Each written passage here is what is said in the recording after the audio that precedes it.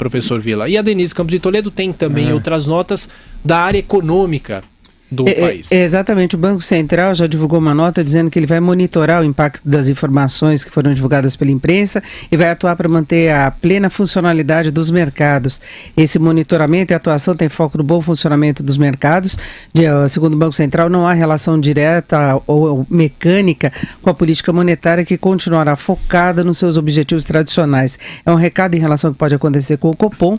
Segundo o Banco Central, não vai sofrer interferência, mas claro, é preciso ver qual será o impacto. O Tesouro também divulgou uma nota dizendo que está monitorando os impactos, só que o Tesouro cancelou o leilão que ele faz normalmente de títulos por causa da alta muito forte de juros. Então se cobraria um custo muito elevado de títulos brasileiros para aquisição, né? Então o mercado financeiro já jogou isso daí. A Bolsa está com queda de 10% no futuro, na abertura, né, do pré-mercado, porque o mercado ainda não está operando, e o dólar futuro também já chegou à faixa dos 3,30, o que daria uma alta de mais de 10% hoje. O mercado à vista ainda não está operando, porque há essa incerteza toda, então você tem algumas cotações pontuais, o mercado tentando formatar como é que vai operar hoje durante o dia, mas é o que a gente esperava, é muita turbulência pelos receios relacionados aí a como o governo vai levar adiante reformas, gestão da economia, tudo isso. Então o Ibovespa futuro desaba 10%, o dólar também sobe 10%, por enquanto o mercado futuro chega a 3,32.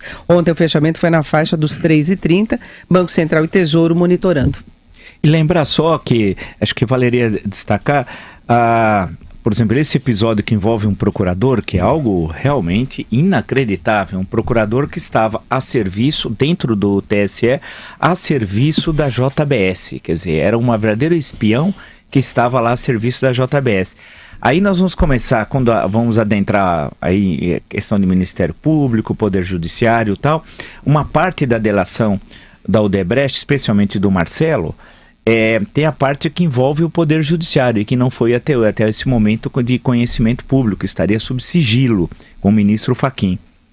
Ou seja, nós podemos ter péssimas notícias, ou boas, depende de como você quiser olhar, que é o envolvimento de ministros das Cortes Superiores no esquema da Odebrecht. Eu não estou nem falando da JBS, que agora nós estamos vendo.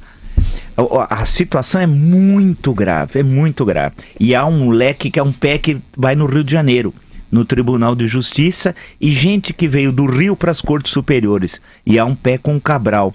Aí a coisa vai ficar complicada.